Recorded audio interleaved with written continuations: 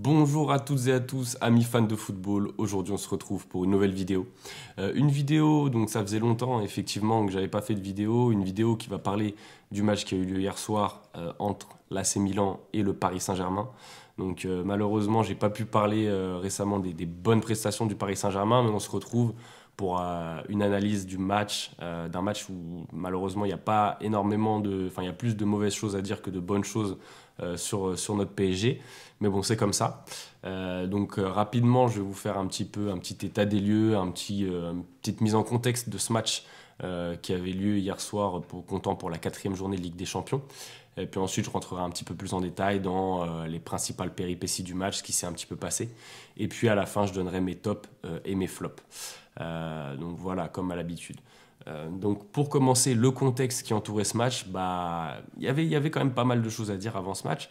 Déjà, on avait un match entre deux équipes qui connaissaient le résultat de l'autre rencontre du groupe, qui avait eu lieu à 18h45 plus tôt dans la journée. Donc entre Dortmund et Newcastle, où les Allemands ont réussi à confirmer leur regain de forme au sein de ce groupe et à prendre une bonne option pour la qualification, en tout cas à se placer en tête du groupe, puisqu'ils ont gagné 2-0 à la maison. Et donc le PSG savait en entrant sur la pelouse de San Siro ce qu'il avait à faire finalement pour, on va dire, reprendre la tête de ce groupe, à savoir gagner ou à minima ne pas perdre. Et Milan, eux, ils savaient déjà, même avant la rencontre entre Dortmund et Newcastle, que s'ils voulaient encore espérer dans cette rencontre et dans ce groupe surtout de la mort, ils devaient l'emporter à domicile devant leurs supporters. Donc voilà, on savait que le Milan allait probablement proposer une opposition solide, attaquer pied au plancher, aller essayer d'aller remporter ce match.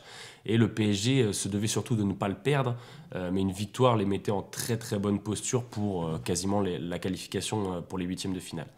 Donc voilà un petit peu ce qui entourait ce contexte un petit peu. Et puis surtout, il faut aussi préciser que les dynamiques de deux équipes depuis le dernier match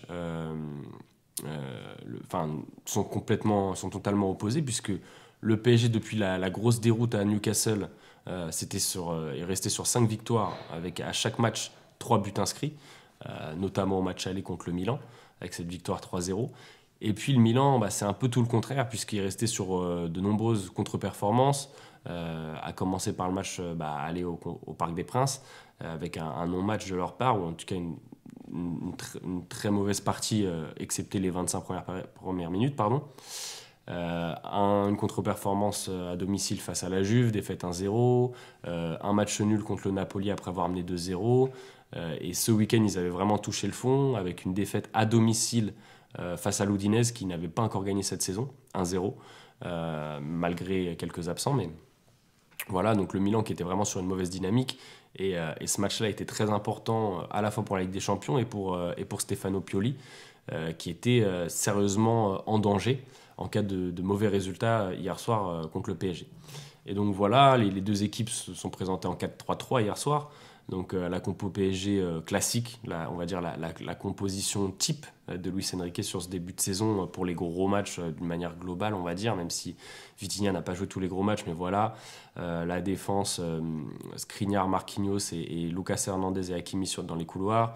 Au milieu de terrain, Ugarte, Zaïre Emery avec Vitinha dans ce rôle un peu hybride à gauche.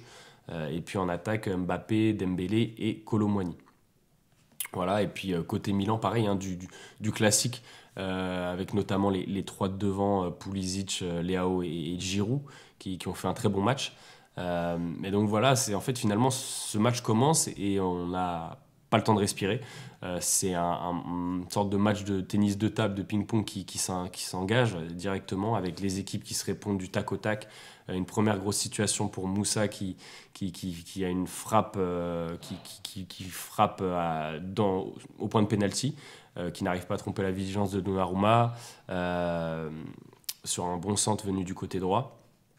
Et puis finalement, c'est le PSG qui va piquer en premier, qui va se concrétiser avec sur corner, ça faisait longtemps, une belle déviation de Marquinhos au premier poteau et c'est Skriniar qui va reprendre de la tête au second poteau. Lui, pardon, l'ex-capitaine de l'Inter Milan finalement, qui vient marquer ici à San Siro dans un stade qu'il connaît parfaitement. Et donc le PSG finalement ouvre le score, mais sur cette entame de match, on ne peut pas dire que le PSG soit forcément très à son avantage, avec un gros pressing milanais, une grosse intensité mise, bien matérialisée, je trouve, notamment par Loftus-Cheek, qui au milieu de terrain a martyrisé, pour ne pas dire plus, Manuel Ugarte. Voilà, Manuel Ugarte en grosse difficulté hier soir à San Siro. Et finalement, le Milan AC va continuer à se créer des opportunités et va tout de suite revenir dans la rencontre avec une belle frappe de Giroud repoussée pas si mal par Donnarumma. Et finalement, la défense, les deux défenseurs centraux vont sur la ligne, Leao est tout seul dans la petite surface pour inscrire une belle retournée et égaliser dans la foulée, finalement, 3-4 minutes après l'ouverture du score. Et après ce but, on a le tempo qui redescend un peu après un premier quart d'heure totalement fou, avec Milan qui a eu un peu plus de situations que le PSG. Voilà, là on a notamment au cours de cette période où ça se calme un petit peu, on a quand même deux énormes occasions pour Kylian Mbappé, 2-1 contre 1. Bon voilà, surtout le premier où il tente un piqué sur une belle passe de Kolo Muani, il rate complètement son geste. Celle-là, je trouve que voilà, il doit clairement faire mieux. Enfin, en tout cas, il doit au moins en mettre une, clairement. Et puis, il a même une frappe aussi à l'entrée de la surface qui lui revient bien sur un centre. Il me semble que c'est Hakimi. Et la frappe est trop neutre pour inquiéter un Mike Maignan. Donc voilà, Mbappé a les situations, il ne les met pas au fond. Le PSG s'installe le match s'installe dans une sorte de rythme admis par les deux équipes, à savoir le PSG a la possession, mais n'est pas particulièrement très dangereux, excepté par l'intermédiaire d'Ousmane Dembélé. Et Milan, finalement, va opérer en contre, en transition rapide, là où excellent notamment des joueurs comme Raphaël Leao, forcément, ou même Christian Pulisic ou Théo Hernandez. Raphaël Leao, hier soir, il fait un match énorme, il met au supplice la défense parisienne. Marquinhos, qui était chargé de le prendre à de nombreuses occasions, n'a pas réussi à l'arrêter. De même pour Hakimi, moi je pense que sur un match comme ça, il faut être capable de changer aussi son fusil d'épaule et à un moment faire une prise à deux sur Leao qui était un vrai problème hier soir. Un peu comme les Milanais l'ont fait sur Mbappé tout au long de la partie. Parce qu'un Leao qui joue à son niveau d'hier soir, c'est un top joueur mondial, il n'y a pas débat. Donc voilà, le Milan qui pique en contre, voilà, le PSG qui se crée de rares situations dans cette deuxième partie de première période finalement, un peu plus, où le tempo est un peu plus posé. La plus grosse, c'est la magnifique frappe d'Ousmane Dembélé enroulé qui finit sa trajectoire sur la barre. Donc voilà, Ousmane Dembélé pas verni sur cette frappe. Mbappé qui se procure 2-3 situations, je l'ai déjà dit. Et puis Milan qui a aussi ces situations en transition avec un Loftus-Cheek qui fait un mal énorme au milieu de terrain parisien, qui, à l'image d'Ugarte, prend l'eau dans cette première période. Vitinha un peu trop neutre. Physiquement, je trouve que même s'il résiste, il arrive à rebondir un peu au choc. Je trouve que physiquement, c'est dur. On a bien vu la différence avec le milieu de terrain entre Reinders, Moussa et Loftus-Cheek, où c'est des joueurs qui ont quand même un abattage physique important, que ce soit les trois, peu importe. Même si on a vraiment vu Loftus-Cheek qui a crevé l'écran hier soir, les deux autres, ils ont quand même un abattage monstrueux, un peu plus important qu'un joueur comme Vitinha, selon moi, même si Vitinha a d'autres qualités. Et ça s'est un peu vu hier soir, il a un peu souffert. Le seul qui a un peu surnagé par séquence, c'est Zaïre Emery, selon moi. Et puis voilà, cette première période qui se termine sur un score d'un partout, un match très plaisant à regarder, même si forcément un peu stressé, mais une belle partie des deux équipes qui nous proposent une belle opposition. Et puis au retour des vestiaires, voilà, le PSG qui va retomber un petit peu dans ses travers finalement qu'on a pu connaître notamment à Newcastle, à savoir voilà, sur le deuxième but qui arrive assez rapidement, une défense qui s'arrête de jouer. Voilà, donc ça, le but, c'est tout simplement incroyable, c'est vraiment scandaleux. J'ai envie de dire qu'on n'apprend pas de nos erreurs sur ce coup-là, parce que voilà, il y a un centre qui vient de la droite, qui passe devant le but, Achraf Hakimi qui tombe, Leao qui est par terre aussi, du coup ça commence à s'arrêter un petit peu, Marquinhos et Skriniar qui se regardent, Skriniar qui commence à faire le ménage dans la surface de réparation en enlevant les feux d'artifice, là, les petits projectiles qui étaient balancés aux alentours de la surface de Donnarumma. Et donc forcément, quand il y a un centre qui arrive 3 secondes après, où Giroud lui est complètement attentif à la situation, Skriniar il se fait doser dans le duel, surtout quand on connaît la qualité dans le jeu aérien d'un Olivier Giroud, il n'y a pas photo. Voilà, ça fait pas un pli et Milan marque. Donc encore une erreur, voilà, d'attention, j'ai envie de dire, et que tu n'as pas le droit de faire à ce niveau-là de la compétition contre des équipes de Stagabila. On l'avait fait contre Newcastle, on a encaissé. On le fait contre Milan, on encaisse aussi. Et c'est pas normal à ce niveau-là, c'est vraiment pas normal du tout. Surtout quand en plus Hakimi a mal, parce qu'il se fait toucher, on le voit au ralenti, il se fait prendre la cheville par Leao, donc c'est minime. Mais à partir du moment où tu tombes par terre et que tu te relèves, bah en fait c'est trop tard. Il se relève et du coup après il reste debout, alors qu'à ce moment-là, si tu veux un petit peu essayer de la jouer au vice, mais remets-toi par terre et pleure et jusqu'à ce que l'arbitre aille voir potentiellement ou comment on lui parle à la VAR, potentiellement si tu veux la jouer comme ça. Mais là, tout est mal joué de A à Z de la part de nos défenseurs sur cette action. C'est vraiment catastrophique. Même Hakimi, qui n'a pas assez de vis, ça encore, c'est quelque chose qu'on peut reprocher. Il faut savoir jouer avec ce vice. Et là, on n'a clairement pas su, sur cette action, le faire. Donc voilà, le PSG qui est mené 2-1. Milan qui est clairement là où il voulait être. Et puis, suite à ce but, forcément, le Milan va commencer à descendre un petit peu son bloc et laisser finalement le PSG faire le jeu, laisser l'initiative au PSG. De manière assez logique parce que le Milan, moi je trouve que c'est une équipe qui est probablement inférieure au Paris Saint-Germain d'un point de vue technique. Et donc, surtout en ce moment, ils ne sont pas dans une grosse confiance, même s'ils ont mis les ingrédients hier soir pour gagner ce match de Ligue des Champions. Mais du coup, à partir du moment où ils mènent 2-1, forcément, ils redescendent un peu le bloc.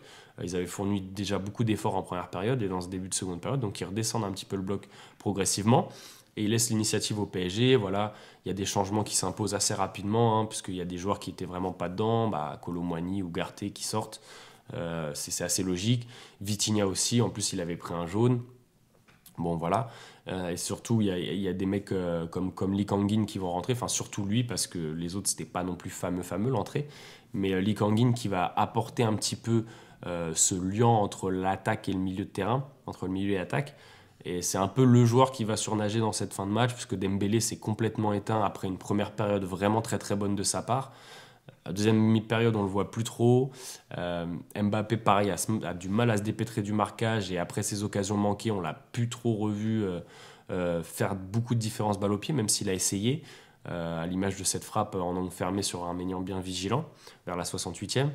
Et puis voilà, en fait, finalement, le PSG est face à un bloc bas, bien positionné, qui coulisse bien, et n'arrive tout simplement plus à se procurer de situations dangereuses.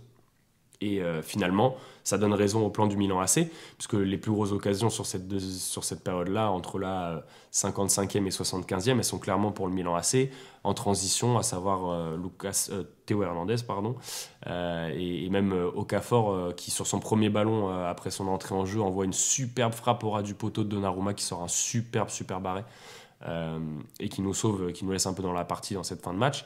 Voilà, hein. Mais sinon, voilà, il n'y a pas eu grand-chose. Et je trouve que c'est un peu dommage que Lee Kangin, enfin, après c'est le poste qu'il occupe actuellement et dans lequel Luis Enrique lui voit un potentiel avenir.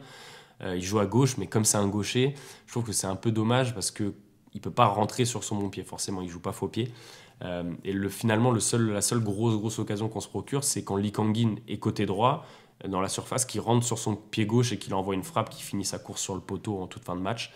Donc voilà la plus grosse occasion parisienne de cette deuxième période, de par l'intermédiaire de son meilleur joueur sur cette fin de partie, c'est le rentrant, Lee Kangin.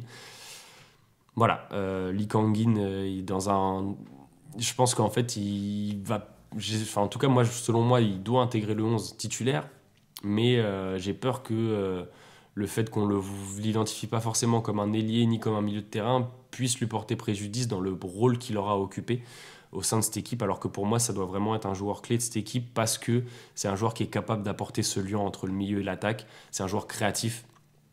Donc je pense qu'il peut faire ce lien et c'est un profil qui nous manque quand on voit nos trois milieux de terrain, à savoir titulaires, à savoir Zaïre Emery, Ugarte et Vitinha. Il n'y a pas de profil créatif là-dedans. Donc un Lee Kangin pourrait faire beaucoup de bien, je pense, à l'avenir. Mais pour revenir au match d'hier, le match se finit donc sur un 2-1 à l'avantage des Italiens. Sur la globalité du match, on peut dire que c'est pas immérité pour Milan non plus, c'est clair. Après, le PSG ça aurait pu tourner, comme l'a dit Luis Enrique, de l'autre sens. Dans l'autre sens, on va dire, oui, c'est vrai. Le PSG a touché 2 fois les montants. Il y a 2-1 contre 1 de Kylian Mbappé non converti, chose assez rare pour être soulignée. Donc voilà, le PSG a les situations, mais ne les convertit pas. Alors que Milan a les situations, ils ont également eu des bonnes situations, mais eux, ils en ont converti 2, donc forcément, à l'arrivée, c'est pour eux. Et surtout, c'est un match qui est frustrant parce que on se dit avant le match que voilà, on arrive sûr de nos forces, que cette fois, voilà, le match de Newcastle, c'était un accident. Au final, pas tant que ça. Je trouve qu'on retrouve les mêmes mots que ce qu'on a vu contre Newcastle. Le score est différent, mais pour moi, il y a des mots qui sont vraiment semblables, à savoir l'intensité mise par les joueurs. Voilà, le PSG de Luis Enrique produit du jeu, mais pour l'instant, les tests qu'on a eu à passer, notamment à l'extérieur, on a beaucoup de mal quand une équipe nous rentre dedans physiquement. Voilà, Newcastle, on avait pris la marée physiquement, c'était très dur. Hier soir, c'était pareil, on a une équipe qui nous est rentrée dedans, qui a joué, qui a mis les ingrédients qu'il fallait mettre pour un match de Ligue des Champions. Et nous, dans cette intensité et cet engagement physique-là, on a du mal. On a vraiment du mal. Alors, pour autant, l'intensité physique ne se caractérise pas forcément par le nombre de fautes ou de cartons jaunes pris, parce que quand on regarde hier, le PSG prend 5 jaunes. Milan, je crois qu'en première période, ils font pas une seule faute, mais par contre, ils nous sont rentrés dedans, et dans l'impact, on a explosé. Je pense évidemment à Loftus-Cheek qui nous a trimballé toute la première période. Donc voilà, ça c'est ce qui a manqué hier soir au PSG selon moi. Et puis après, si on doit tirer un bilan de la rencontre, il faut en Ligue des Champions, la Ligue des Champions c'est la compétition des deux surfaces. Dans ta surface et dans la surface adverse, il faut être efficace. Là clairement tu l'as pas été dans ta surface puisque tu concèdes 2 buts un peu casquette on va dire, même si bon c'est pas casquette, mais le deuxième je trouve il est vraiment honteux, le premier même on doit faire mieux. Et puis surtout dans la surface adverse tu as les situations, tu as Mbappé qui a ses 2-1 contre 1, voire même ses 3 opportunités, et on les met pas au fond. Et donc à partir du moment où tu mets pas au fond tes occasions, tu tires 2 fois sur les poteaux, sur les montants, à la fin tu n'es pas réaliste, tu payes le prix face à une équipe qui est coutumier des grandes joutes européennes. Donc voilà, qui n'est pas en déficit d'expérience de ce point de vue-là en tout cas, avec des joueurs expérimentés. Donc voilà, au final, le PSG qui se retrouve dans une situation qui avait tout pour en cas de bon résultat, être en position de force pour se qualifier, et qui se retrouve du coup dans une situation vraiment pas facile du tout, puisque maintenant le classement de ce groupe de la mort, avant que les matchs soient joués, on se disait ça pouvait se jouer à la dernière journée. C'est toujours possible, ça, en tout cas à la 4e journée, l'écart entre le premier et le dernier est de seulement 3 points, donc tout le monde peut encore se qualifier. Donc voilà, Borussia Dortmund est premier avec 7 points, Paris deuxième 6 points, Milan s'est replacé à la 3e place avec 5 points, et Newcastle est dernier avec 4 points en 4 matchs. Et donc finalement, le match prochain qui arrive au Parc des Princes face à Newcastle, il va être super super important. Les Parisiens n'ont d'autre choix que de l'emporter s'ils veulent garder leur destin entre leurs mains, et se déplacer, on va dire, un peu plus tranquillement au dernier match, et avoir leur destin entre leurs mains à Dortmund. Parce que quand on voit les 2 matchs qu'on a fait à l'extérieur, les 2 premiers matchs dans cette poule de Ligue des Champions, je ne suis pas super rassuré à l'idée d'aller à Dortmund qui vient de battre Newcastle 2-0 sans coup férir, qui a fait un nul face au Milan AC 0-0 à domicile, donc qui est toujours invaincu en cette Ligue des Champions à domicile. Je ne sais pas si on sera capable d'aller ramener un résultat de Dortmund si jamais on doit le faire. Donc autant battre Newcastle au prochain match, les éliminer de la course à la qualification, et déjà se donner un peu d'air et voir le résultat qu'il y aura entre Dortmund et Milan, pour voir un petit peu comment se passera la qualification et les différents scénarios possibles. En attendant, pour revenir au Milan PSG d'hier soir, moi je vais donner un petit peu mes tops et mes flops, mais je vais surtout parler des flops finalement, parce qu'il y a pas mal de joueurs qui m'ont un petit peu déçu hier soir. Donc déjà, si je dois faire les tops, je vais mélanger un peu les 2 équipes, parce que voilà, il y a quand même des joueurs en face qui ont fait un très beau match. Les tops côté parisien, j'ai envie de parler de Donnarumma, qui, bon voilà, on connaît tout le contexte qui entourait cette partie. Pour lui, retour dans son club formateur, voilà, accueil très hostile des tifosi milanais. Il a tenu la pression sans problème, il nous a fait un très bon match. Il sauve 2-3 balles de 3-1. Sur le premier but, Je pense qu'il peut faire un petit peu mieux, même si pour moi, il lui est pas imputable, clairement. Mais c'est surtout la défense qui merde un peu derrière. Mais voilà, il fait un bon match, serein. Il a bien aidé. Pour le coup, lui, il n'a pas été aidé par sa défense, donc c'est à mettre à son crédit. Et puis en autre point positif, j'ai envie de mettre Ousmane Dembélé, malgré un match aux deux visages, puisque voilà, il fait une très bonne première et la deuxième, il disparaît complètement. J'ai envie de noter aussi l'entrée de Lee Kang-in, voilà, qui lui, pour le coup, a vraiment apporté dans le jeu, en essayant de faire un petit peu, de produire quelque chose, même si c'était compliqué. Il a fait une bonne entrée selon moi et ça c'est à noter et je pense qu'il va pas tarder à être titulaire dans ce 11 là selon moi. Et puis voilà, globalement c'est à peu près tout pour les tops, j'ai envie de dire. Pour les flops, je vais parler globalement de la défense parce que alors c'est toujours pareil en fait. Moi je trouve que la première période de Skriniar elle est plutôt bonne. Dans les duels il a été assez costaud. Par contre la deuxième c'est compliqué. Pareil pour Marquinhos qui est sur la photo du premier but, qui se fait trimballer tout le match par Leao. Hakimi en grosse difficulté aussi, forcément avec les espaces laissés pour défendre Leao. Même s'il a apporté un petit peu offensivement, je trouvais que c'était un peu plus brouillon. Et surtout, on a joué un petit peu plus axial qu'à l'accoutumée. Hakimi était bien pris, Milan avait bien préparé son match. Et Hakimi avait un peu moins de place à l'intérieur et Dembélé, du coup, était un peu obligé de rentrer lui aussi, bien pris. Et donc, finalement, ce U qui se dessine, hein, le fameux U en phase de possession, il a montré un petit peu ses limites, mine de rien, hier soir. Et les couloirs ont été bien bloqués par les Milanais. Les couloirs qui sont notre force, hein, notamment le côté droit, entre Hakimi et Dembélé, a très bien été verrouillé par Milan, avec Leao qui a beaucoup travaillé aussi défensivement. Bien qu'il nous ait mis à mal offensivement forcément. Mais voilà, tout ça pour dire que finalement, Hakimi, Dembélé, enfin surtout Hakimi, ça a été un peu compliqué. Lucas Hernandez, je l'ai trouvé en difficulté aussi face à Pulisic, un peu comme au match aller, hein, même si on en avait moins parlé du fait de la victoire, mais je l'ai trouvé en difficulté. Donc la défense, c'était compliqué. Milieu de terrain, voilà, Ugarte, c'était un naufrage hier soir pour lui malheureusement. Très très en difficulté. Probablement son plus mauvais match depuis qu'il arrive au PSG. Ça contrastait totalement avec Loftus-Cheek en face qui, lui, l'a tabassé tout le match, tout simplement, jusqu'à ce qu'il sorte à l'heure de jeu, Ugarte. Donc voilà, il est sorti très tôt d'ailleurs dans la partie, ce qui n'est pas courant.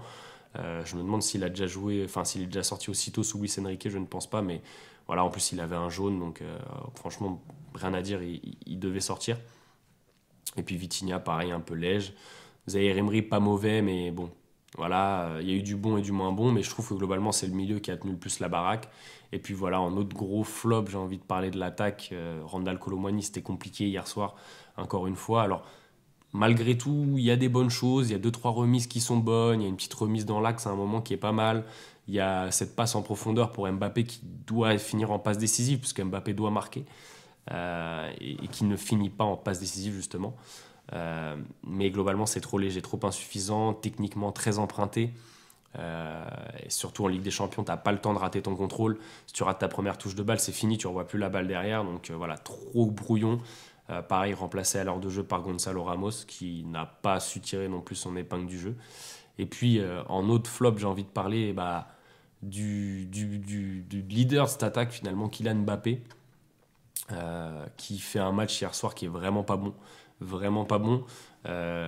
Et sincèrement, ça fait beaucoup de matchs pas terribles de la part d'Mbappé depuis ce début de saison.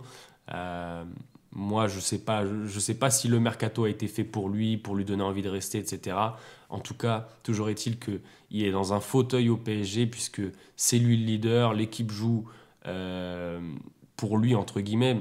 C'est-à-dire qu'il est un peu déchargé de ses tâches défensives parce que c'est le joueur différent de l'équipe capable de faire des différences. Donc, à partir de ce moment-là, où on te laisse les libertés, où tu as les clés du camion et où tu te proclames leader de cette équipe, parce que tu dis je veux des responsabilités, je veux être ce joueur-là, cette tête d'affiche, cette tête de gondole de l'équipe, tu te dois d'assumer, tu te dois d'assumer. Et hier soir, Mbappé n'a pas vraiment répondu aux attentes, contrairement au match aller où pour le coup, je trouvais que l'AC Milan avait fait une plutôt bonne première demi-heure.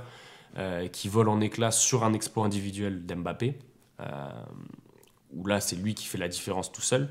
Mais là, contrairement au match aller, il n'a pas réussi à faire cette différence. Et contrairement au match aller, il a eu plus de situations pour faire la différence. Des situations plus faciles qu'à l'aller, même, je dirais, où son but est tout simplement incroyable. Mais là, hier soir, il a des 1 contre 1, il ne les met pas. Et finalement, avec un grand Mbappé hier soir, peut-être que l'analyse du match elle est totalement différente. Parce que si on se retrouve à 2-1, voilà, on ne sait pas ce qui peut se passer. Peut-être que Mbappé derrière il prend feu, il en met 2 et puis voilà, c'est réglé. Au final, ça ne s'est pas passé et du coup, forcément, le résultat lui est aussi imputable. Alors, moi, je trouve que il faut, enfin, on est en droit d'être. Il y a peut-être des gens qui vont me trouver un peu dur avec Kylian Mbappé, mais je veux dire, on est en droit d'être exigeant à ce niveau-là pour Kylian Mbappé parce que c'est Kylian Mbappé. C'est Kylian Mbappé, voilà, l'un des meilleurs joueurs du monde, 72 millions d'euros de salaire annuel. Et à un moment donné, on lui a donné les clés du camion. Il y a l'équipe qui travaille pour lui. Il est dans les meilleures conditions. Et il doit faire mieux que ça. Je suis désolé. Si tu es l'un des meilleurs, si ce n'est le meilleur joueur du monde, comme certains le disent, et comme moi aussi je l'ai déjà dit par le passé, eh bien tu te dois de faire mieux. C'est non négociable. Et donc hier soir, il ne l'a pas fait. Et ça commence à faire beaucoup de matchs où c'est un peu compliqué, même s'il marque beaucoup de buts. Je trouve qu'il y a beaucoup de matchs où le contenu est insuffisant pour Kylian Mbappé. Donc voilà globalement, et puis je voulais aussi mentionner côté milanais, comme j'en ai beaucoup parlé tout au long de la vidéo, Loftus-Cheek qui a fait un match exceptionnel, Olivier Giroud pareil qui fait un match énorme. Alors je veux parler de lui avant de parler de Leao qui nous a mis beaucoup à mal, mais Olivier Giroud avant son but, je vous conseille de re-regarder le match si jamais vous en avez l'occasion, et de regarder les matchs d'Olivier Giroud, notamment dans le jeu en remise, le jeu en déviation. C'est du grand art, c'est du grand art. C'est un style d'attaquant particulier, mais c'est un joueur qui techniquement, contrairement à ce qu'on peut penser du gabarit, etc., machin, c'est un joueur qui est très juste techniquement. Les jeux dans les petits espaces, les petites remises, les amortis, les déviations, le jeu de corps, c'est exceptionnel. Hier soir, il fait encore une masterclass, bien récompensé par un magnifique but de la tête. Donc vraiment du grand Olivier Giroud hier soir à 37 ans, je crois, maintenant. Ça force le respect, sincèrement. C'est vraiment un super attaquant. Et j'ai envie de dire, limite, quand je le voyais jouer hier, j'étais là, mais en fait, c'est ce genre d'attaquant qu'il nous faut au PSG. Quand on compare, par exemple, à un Gonzalo Ramos, certes, c'est pas le même profil du tout, mais peut-être un peu plus tendre encore, qui est pas enfin, qui essaye de jouer en remise. Le Olivier Giroud en remise, c'est exceptionnel. Il n'y a jamais de fausses notes, c'est vraiment du très haut niveau. Donc voilà, encore un grand match d'Olivier Giroud hier soir. Et puis Raphaël Leao aussi forcément, hein, qui réalise une partie d'assaut hier soir exceptionnelle. Il a mis au supplice la défense parisienne tout le match. Il a fait beaucoup d'efforts défensifs. Hein, il était intenable.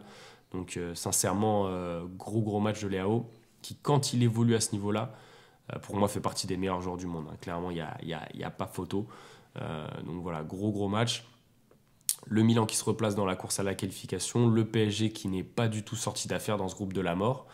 Et puis, on verra le prochain match à Newcastle, qui est un match couperé, où là, pour le coup, la victoire au Parc des Princes est obligatoire si le PSG veut espérer se qualifier en huitième de finale de la Ligue des Champions. Voilà. En tout cas, c'est tout pour moi. Donc, si la vidéo vous a plu, n'hésitez pas à mettre un petit pouce bleu, à vous abonner, à commenter. Ça me fait toujours plaisir et ça me donne de la force pour la suite. Voilà. Donc, c'est tout pour cette vidéo et je vous dis à très vite pour une prochaine vidéo. Ciao!